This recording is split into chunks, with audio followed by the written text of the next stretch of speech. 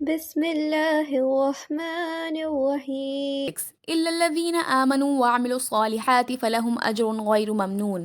اللہ سوائے الذین ان کے جو آمنوا ایمان لائے وعملوا اور انہوں نے عمل کیے الصالحات نیک فلہم اور ان کے لیے اجر ہے غیر نہ ممنون ختم ہونے والا.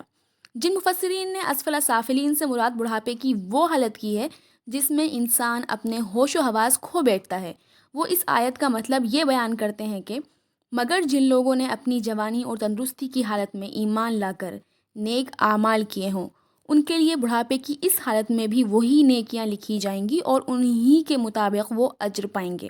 ان کے اجر میں اس بنا پر کوئی کمی نہیں کی جائے گی کہ عمر کے اس دور میں ان سے وہ نیکیاں صادر نہیں ہوئی. اور جو مفسرین اسفل سافلین کی طرف پھیر جانے کا مطلب جہنم کے ادنا ترین درجے میں پھینک دیا جانا لیتے ہیں، ان کے نزدیک اس آیت کے معنی یہ ہیں کہ ایمان لا کر عمل صالح کرنے والے لوگ اس سے مستثنیٰ ہیں، وہ اس درجے کی طرف نہیں پھیرے جائیں گے بلکہ ان کو وہ اجر ملے گا جس کا سلسلہ کبھی منقطع نہ ہوگا. منقطع مین ختم نہ ہوگا.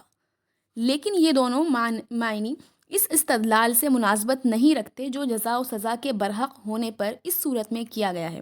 ہمارے نزدیک آیت کا صحیح مطلب یہ ہے کہ جس طرح انسانی معاشرے میں یہ عام مشاہدے کی بات ہے کہ اخلاقی پستی میں گرنے والے لوگ گرتے گرتے سب نیچوں سے نیچ ہو جاتے ہیں، اسی طرح یہ بھی ہر زمانے کا عام مشاہدہ ہے کہ جو لوگ خدا اور آخرت اور رسالت پر ایمان لائے اور جنہوں نے اپنی زندگی عمل صالح کے سانچے میں ڈھال لی، وہ اس پستی میں گرنے سے بچ گئے اور اسی احسن تقویم پر قائم رہے جس پر اللہ نے انسان کو پیدا کیا تھا.